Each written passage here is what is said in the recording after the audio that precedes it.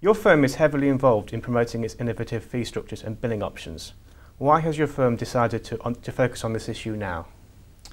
Well, Richard, I think it's undeniable that the market has changed, certainly over the last year, and for various reasons we as a firm have decided that we need to try and take the leadership in that. I think in terms of reacting to the marketplace, it's clear that clients are now more than ever looking at the costs of legal expenditure. And I think that's for a number of reasons, most of them very obvious. The first one being that finance directors, I think, are breathing down the neck of in-house counsel more than ever before.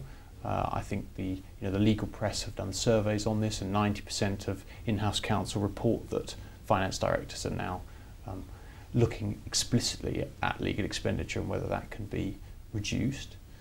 I think the second major driver of that's producing a request for innovation is primarily that in-house legal teams are now bigger than they've ever been before, and so they have an ability to be creative, to monitor in a way that they probably couldn't before. In the past, I suspect it was down to how easily can we deal with fees. Okay, so what specifically have you done? Research or asking clients? Yes, absolutely. I mean, firstly, we feel the temperature of alternative fee arrangements all the time. Probably more than 90% of our requests for proposals that we as a large law firm receive have a request for that. So that's a trend we've seen over a longer period, and really reacting to that, kind of trying to get onto the front foot, as it were, we have for quite a long time now asked clients in our formal feedback program that we run a question about value. Do they feel that they've received value for the fees that have been charged? What represents value? Maybe that's the hourly rate, but maybe there are other things that could reflect that, and so that's kind of influenced our approach.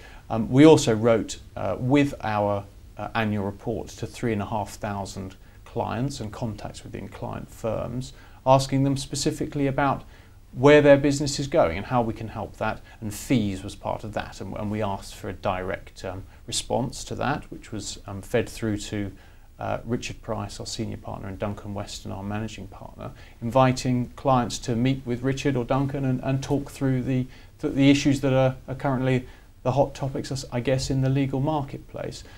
And the third element really was then to collate all of that information and put it into a report, which is the Future of Fees report that we've published and sent to clients, and has generated a significant amount of feedback, as you said in your introduction.